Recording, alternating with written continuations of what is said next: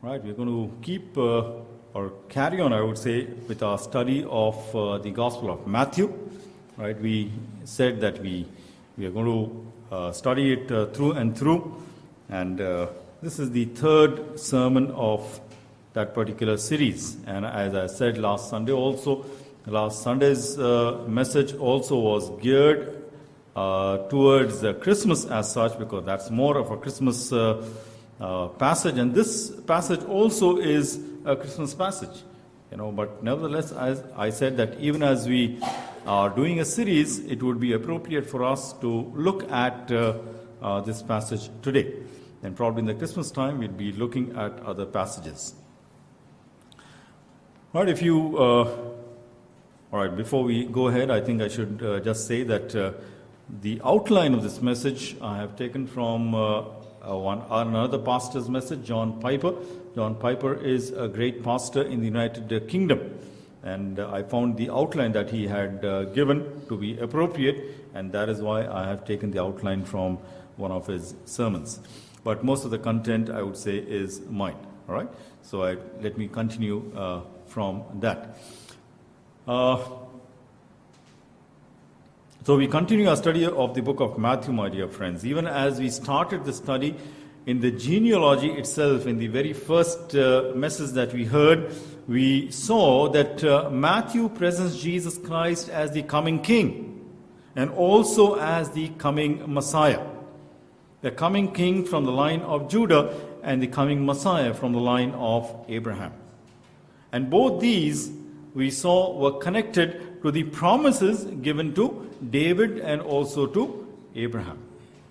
And from there, last Sunday, Matthew took us to the details of the birth of Jesus Christ, where again, he shows how Jesus fulfills the conditions of being a Messiah right in his birth. And we saw those conditions also last time. And from there now, he takes us to show that this promised Messiah is not only the Messiah of the Jews, but of the whole world. That is his main focus. And I believe, my dear friends, that in a way, this is fulfilling the promise given to Abraham, which said that through him, all the nations of the world would be blessed. The third promise that was given to Abraham. You may note here that Matthew does not talk about the visit of the shepherds.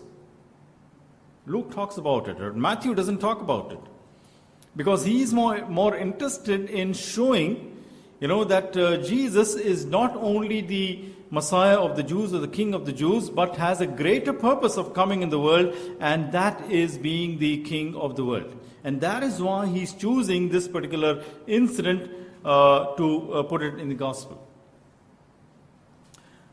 Let's just look at some of the details of this chapter with reference to this particular aspect of what Matthew wants to tell us. The first thing that he tells us, if you look in verse 2, what does he say as far as Jesus Christ is concerned? What does he present there? Jesus as?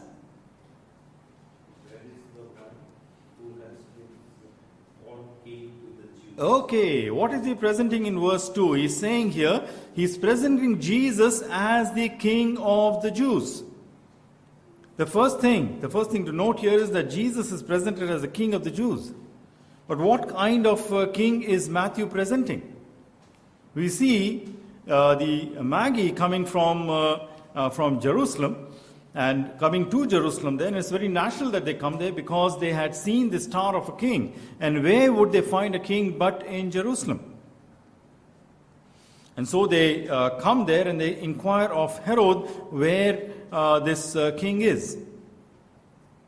And very naturally, when Herod, who was actually a puppet king of the Roman Empire, and he was also known as the king of the Jews, because he had ruled the Jews for a long time, for a good 40 years. And that is why he was also known, not his real designation as such, but he was known generally as the King of the Jews. So naturally, it should trouble him when these people came looking for a king.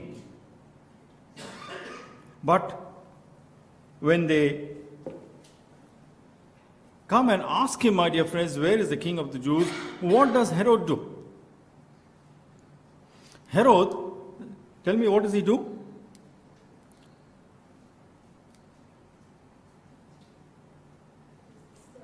He's disturbed, fine, he is disturbed, but then what does he do?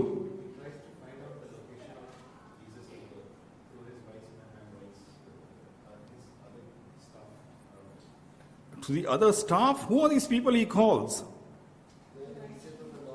Here, chief priest. You see here, it says the people's chief priest and the teachers of the law. He's calling them. Why should he call them, my dear friends, when if he wants to locate the king? Why should he call them? Here is someone who has come and told him that there is a king that is born. Why should he call the chief priest and the teachers of the law? Because they don't know what the scripture says. What is that? They don't know exactly what the scripture Where is scripture connected to the knowing of a king? You get my point, what I'm saying? How is scripture connected with a king? Why did you look into scripture to find out where a king was to be born? But it was prophesied. My dear friend, what I'm trying to say is, what is prophesied in the Bible was a king. All right, it was a different kind of a king. Here is a political king. If suppose someone goes to, say, one of our chief ministers or to the prime minister and say that here there is one person in your country who's going to become the next prime minister, would he look into scriptures, or would he, try to find advisors who would try to show him who that person is? Do you get what I'm trying to say? Why should he look into scriptures? Because that time in his house nobody was born. So he must be puzzled where this king has born. Agreed. My question is still there. Why look into scriptures to find out where the location of the king is? Why scriptures? My emphasis is on the word scriptures. He should have asked his advisors, all right, please go and look for a king. Look for this person. But this must be the base to find. No. See, it is given right there. If you see in the Bible, I believe he looked for it in scriptures, because what do they say in verse 2? There they say, we saw the star in the east and have come to worship him. It's just not a normal king. All right. Yeah, please understand what I'm trying to say. Even Herod understood that here is a different kind of a king. If the three wise men had just come and said that we've come looking for a king, that would have been something different. But here is the three wise men who come and say that we are looking for a king. All right, we saw his star in the east and we have come to worship him. Right? And when he heard that, he would have thought, if these people have come to worship that king, surely where would we find the reference of this king but in scripture? But that time it may be possible that this wise people must be knowing like this, whenever in sky some signs are seen, that time something is going to happen. Maybe. So maybe.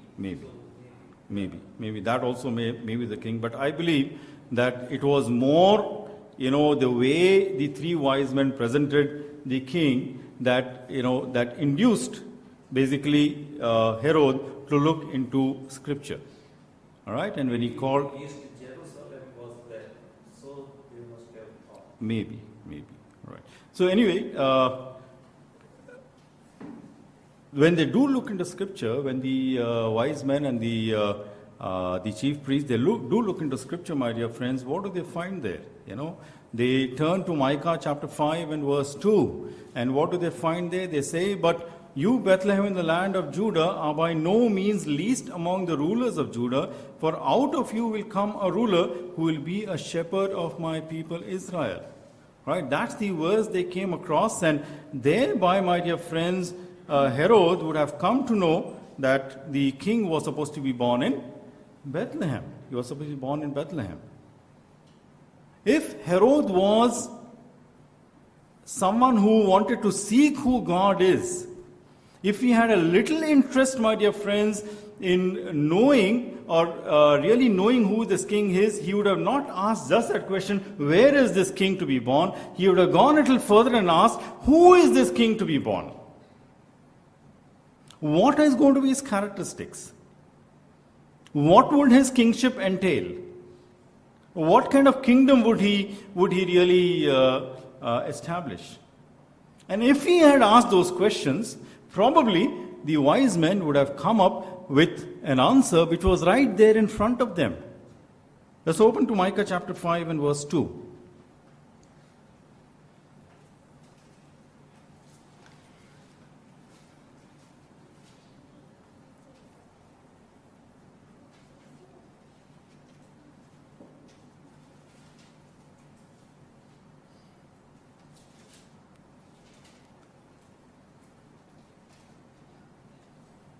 What does it say there?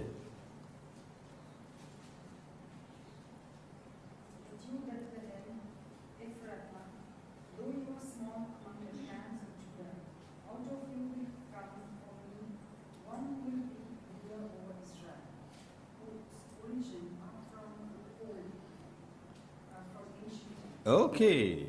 See there, the last part of the verse, these people didn't tell him. Alright, what is the last part of the verse? It says, whose origins are from old, from ancient times. That's something that they didn't tell him because probably he didn't ask them. The king that was prophesied in Micah chapter 2 and Micah chapter 5 and verse 2 was to be one whose origins were from old, from ancient times. And further, if you see verse 4, it says that he will stand and shepherd his flock in the strength of the Lord, in the majesty of the name of the Lord his God, for they will, securely for his greatness will reach the ends of the earth, and he will be their peace. Who could this be? Whose origins are from old and from ancient times. But God himself. That is what we are told in John chapter 1 and verse 1. What does John 1:1 say? In the beginning, the Word, and the Word was with God, and the Word was God. In the beginning was the Word, and the Word was with God, and the Word was God. In the beginning, when nothing was there, that's what we are told in Genesis 1:1. In the beginning, when nothing was there, my dear friends, God was there. Jesus Christ was there at that time. And so the king that Matthew is presenting, though the Magi, they came and asked for the king of the Jews, what kind of king is he? He is just not a normal king, my dear friends. He is God himself. And if he is God himself, that's what Matthew is presenting. If he is God himself, he is worthy to be worshipped and adored. Let's go, my dear friends, further. The King of the Jews. Matthew is presenting here Jesus as the King of the Jews. But he is presenting him not only as the King of the Jews, my dear friends, but also as the King of the whole world. That is a truth that comes out very, very clearly in this passage. We are aware that Israel were God's people and they were God's own chosen people, The Gentiles were considered to be impure, those who did not have a citizenship in the Commonwealth of Israel. But by including this passage in the Gospel, the passage of the visit of the three Magi, Matthew is trying to show the Jews that God has now opened up the way for the Gentiles also to come into God's presence. That's what he's trying to show. Not that it was something new in the Old Testament, because in the Old Testament it was predicted time and again that the Gentiles would come into the kingdom of God. You can just look into a few verses. Psalm 67. Psalm 67.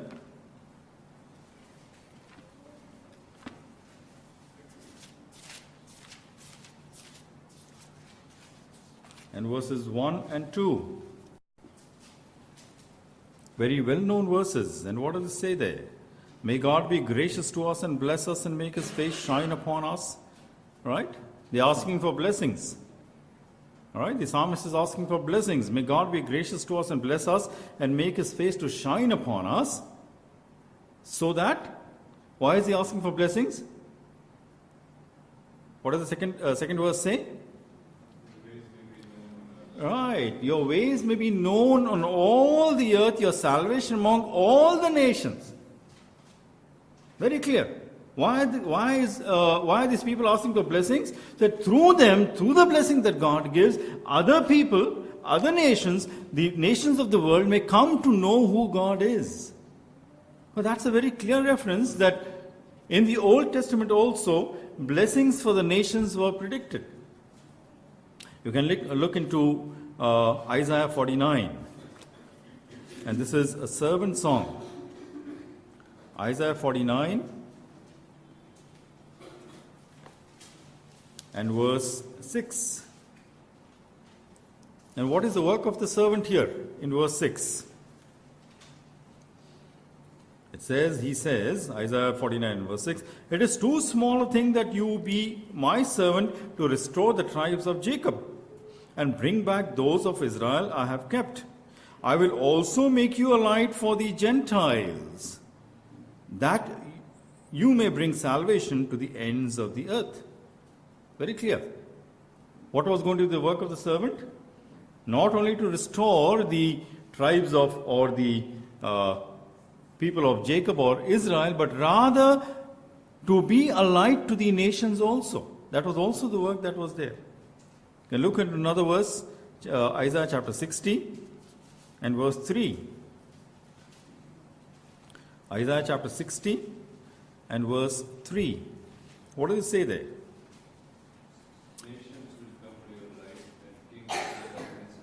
All right, nations will come to your light and kings to the brightness of your dawn.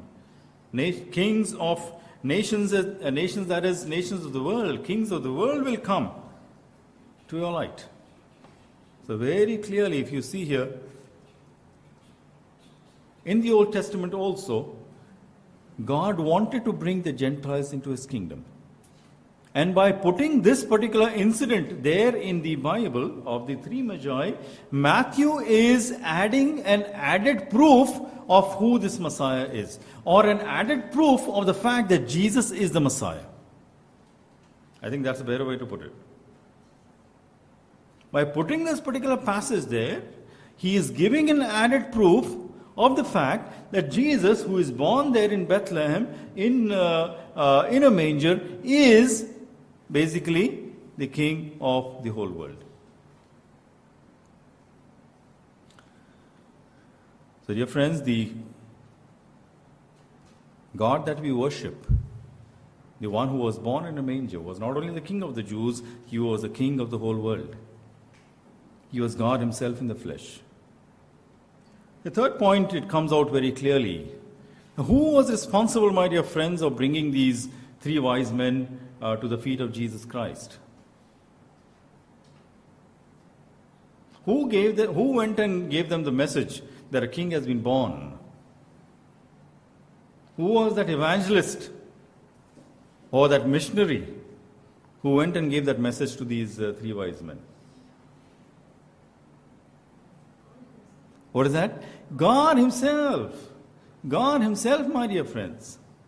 And that's the third thing that stands out very clearly, that God himself works and is working to bring non-Christians into his kingdom. There are missionaries that are required. There are other people who are required. God uses you and me, but he himself is working to bring others into his kingdom. And here we see that God uses the knowledge probably that these three wise men had about the stars. And even through that, he made it known to them that a king has been born. There are many questions that can be raised here as to, especially the stars. If you ask maybe people, they'll question that how did the star move from one place to another, and how did it lead them, and how did it come and stand over that house, and was it possible to locate that exact house where the star was located or standing? Many questions that can be raised, but that's not the point here. The point, my dear friends, is God was using His power, His sovereignty, and His sovereignty extends not only to this world, but to every aspect in nature, in heaven also, my dear friends, and He can use it in His own way, and He did use it to bring these people to the feet of Jesus Christ. And John Piper, he says that there are many people who question about this star, and he says that there are many people who raise such questions, and put you into all sorts of problems. But these questions are marginal questions. That's not the main thing that is being said there. And we should be concentrating on the main thing rather than concentrating on that which is marginal. And I believe what he says is correct. God is working even today to bring others into His kingdom. John chapter 6 and verse 44, Jesus Christ said, "No one can come to me unless my Father who works in him and brings him to me. My Father draws him to me. No one can come to me." So let's remember this, my dear friends, that even in our own country where we see so much of darkness and so much of so many people who do not believe in Jesus Christ, God is working. And we'll see a great awakening one day in this country of ours. Let's believe that. The fourth point that we see here in this particular passage is that when Christ is worshipped, there will be opposition. Where Christ is worshipped, there will be opposition. And it's interesting to see that there are two kinds of opposition here. Can you tell me? One is very obvious. All right, the opposition of Herod. But what is the other opposition here? Let me give you another hint. One is an active opposition, another is a passive opposition.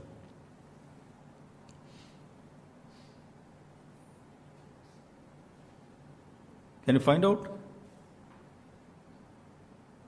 Who are these people who opposed Jesus Christ right here in this passage? The active opposition, of course, comes from Herod himself. The passive opposition comes from the priest and the teachers of the law. Now, why do I say that? Here are three wise men who come and who are inquiring of them of the Christ. And they know the scriptures. They come out with the right answer. And please remember that these were the people of the religious hierarchy. And what should they be looking for? They should have been looking for the coming of the Christ. And if they were keen to know, if they were keenly waiting for the coming of the Christ, once they put this thing forward, that yes, the king was to be born in Bethlehem, they would also go a step forward and ask the Magi that, all right, you have seen this star and you're going to worship this king, we'll come along with you. But did they do that? At least not said here. It doesn't seem so. They seem to have done their work, my dear friends, of what the king was asking them, and then just forgotten about the whole thing. They were just not interested. And again I say, this is the religious hierarchy. It says that when Herod heard this, he was disturbed, and also Jerusalem with him. There may have been a rumor going around in Jerusalem that a Messiah was to be born, and that's why they were disturbed. And if the people of Jerusalem were disturbed, these people also should have been disturbed. So it's such a tremendous truth that is coming before them. And yet they don't seem to be concerned. They give their answer, and they seem to be disinterested in the truth that has come before them. Passive opposition, not interested. And that can happen to us, my dear friends. Truth comes before us time and again, and yet because we are involved in our work so much, we are involved in our own life so much that we say, not interested. Does this happen? It can happen. It can happen. We may not be like Herod, actively opposing the worship of Jesus Christ, but we may be passive like these, like the chief priest and the teachers of the law. So absorbed in our own self that we are not able to see the truth. And prayer is that may not happen to us. Of course, we see here, Herod is also troubled, and he's troubled because there is someone who's going to upset the apple cart for him, and he feels threatened. And in his fear, we see that he commits something that is unimaginable, kills, later on, of course, he kills hundreds of children to get rid of Jesus Christ. And as I say, that we may not be part of the active opposition of the worship of Jesus, we being known as Christian people, but certainly we may, as I said, we may be ones who show a passive interest in the truth that comes before us. Lastly, worship of our Lord Jesus Christ. It involves sacrificial gifts. The three wise men, three magi, did not come empty-handed, but rather with gifts befitting a king, befitting God, and befitting a dying Messiah.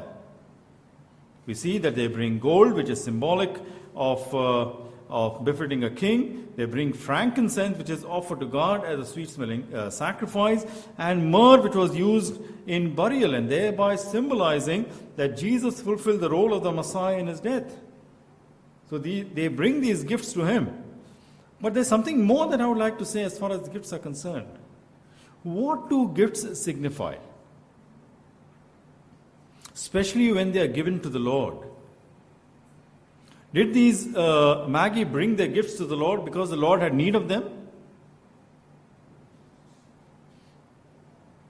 Why do we bring our offerings and tithes to the church? Do we bring our offerings and tithes to the church, my dear friends, so that because the church is in need of them, and without our tithes and offering, the church will close down?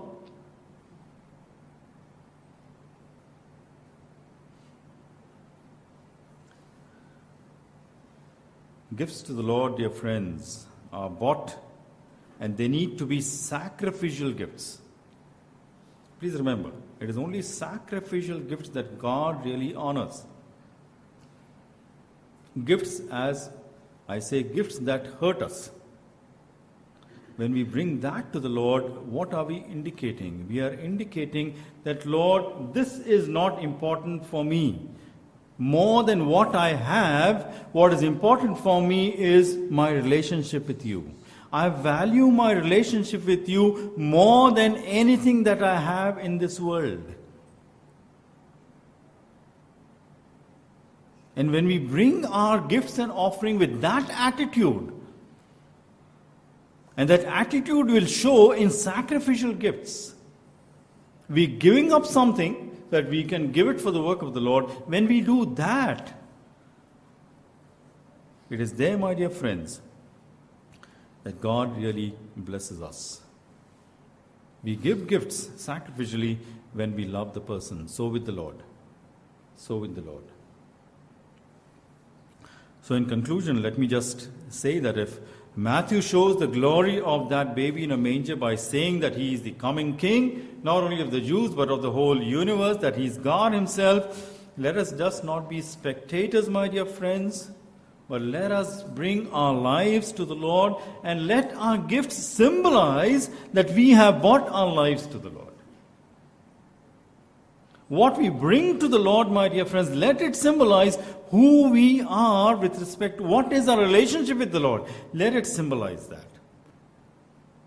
It is there that God is glorified. And when God is glorified, He certainly blesses us. Let's bow our heads and pray.